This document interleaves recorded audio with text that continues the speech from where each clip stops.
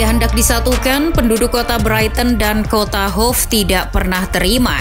Bahkan sampai hari ini masih saja ada yang menganggap Brighton and Hove adalah dua kota yang berbeda.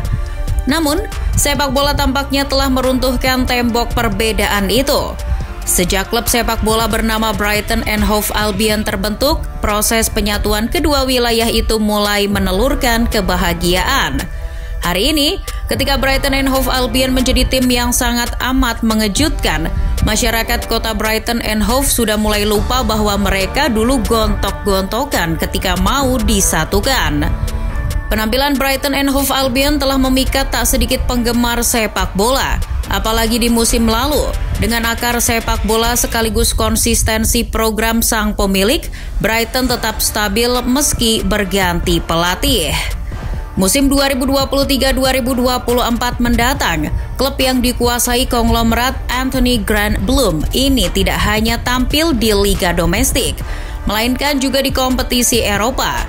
Keraguan sekaligus keyakinan pun muncul, bisakah Brighton and Hove Albion menjawab tantangan di musim 2023-2024? Musim 2023-2024 nanti untuk kali pertama klub berjuluk The Seagulls akan bermain di kompetisi Eropa.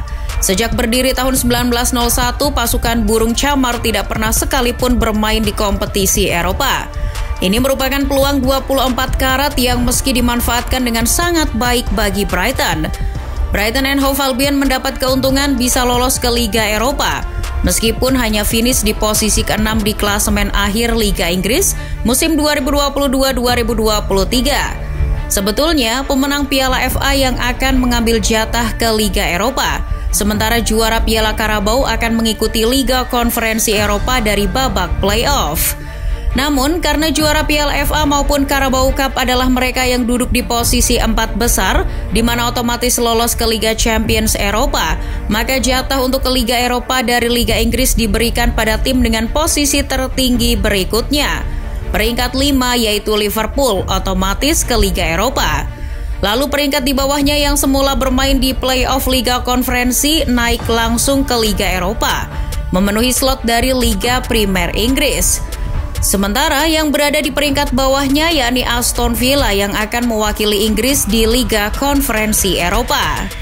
Harus diakui musim 2022-2023 Brighton memang tampil luar biasa.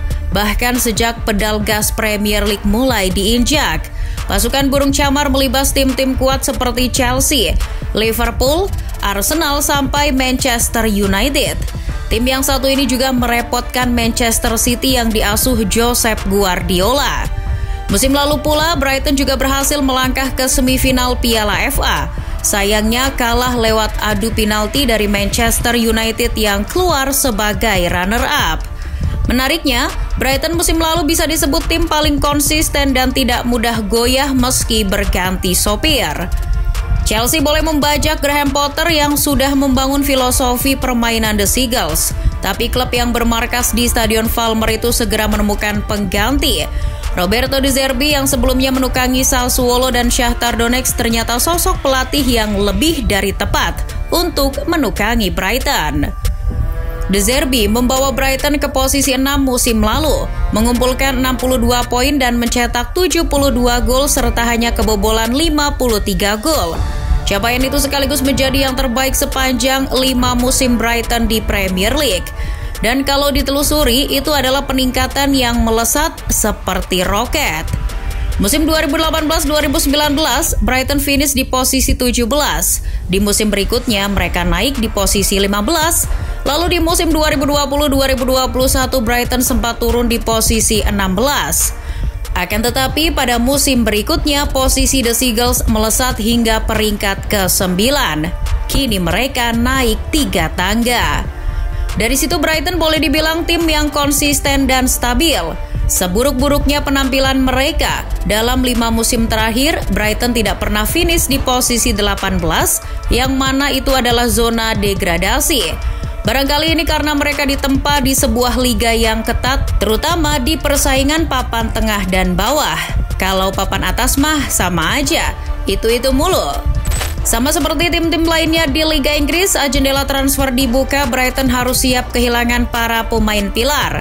Sudah jamak apabila ada klub semenjana yang tampil apik, pasti para pemainnya akan dilirik tim-tim besar. Ditinggal para pemain pilar bukanlah barang baru bagi Brighton. Jelang musim 2023-2024 dimulai, The Seagulls sudah kehilangan Alexis McAllister yang hengkang ke Liverpool. Pemain ini tampil apik bersama Brighton dan bagus juga ketika mengantarkan Argentina juara di Piala Dunia 2022. Brighton juga masih harus menghadapi ketidakpastian sang jenderal lini tengah Moises Caicedo. The Seagulls juga sudah kehilangan Robert Sanchez yang merapat ke Chelsea.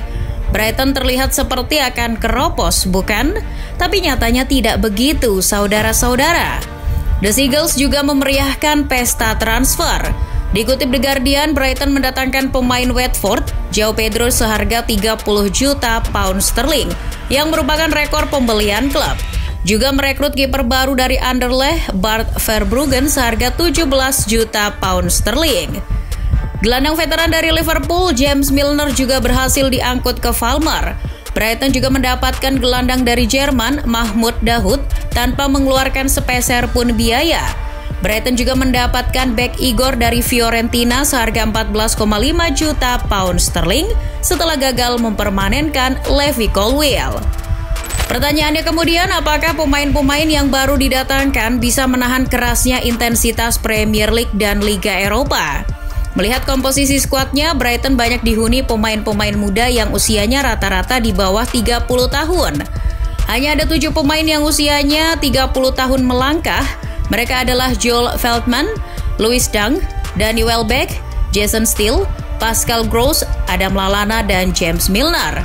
Orang-orang inilah yang akan menjadi pembimbing dengan senioritasnya di atas lapangan, terutama Lewis Dunk. Selama ditukangi De Zerbi, Dunk adalah pemain kunci. Ia mampu memimpin tim dengan baik dan melakukan lebih banyak sentuhan, lebih banyak operan dan membawa bola lebih jauh di musim lalu. Para pemain bangkotan ini akan ditopang darah muda. Evan Ferguson dan Julio Enciso yang tampil dahsyat musim lalu akan kembali diandalkan. Brighton juga masih punya pemain Argentina, Facundo Buonanotte. De Zerbi juga percaya pada kiper muda Bart Verbruggen yang disebut cocok dengan gaya build-up-nya. Jangan lupakan pula Pervis Estupinan, Kaoru Mitoma, sampai Solly March yang eksplosif musim lalu. Kami harus bangga dan bahagia. Kami memiliki kemungkinan bermain di Liga Eropa dan berjuang di Liga Primer lagi. Sejauh ini di tangan De Zerbi, permainan Brighton begitu atraktif. Pelatih asal Italia itu menekankan penguasaan bola yang terkontrol dan serangan balik cepat yang berpijak pada ketenangan tingkat tinggi dan kemampuan teknis. Ingat bagaimana Josep Guardiola menyebut Brighton tim dengan build-up terbaik. Namun bukan berarti Brighton tanpa kelemahan. Jika perangkap press umpan yang dilakukan De Zerbi gagal, The Seagulls kerap gelagapan.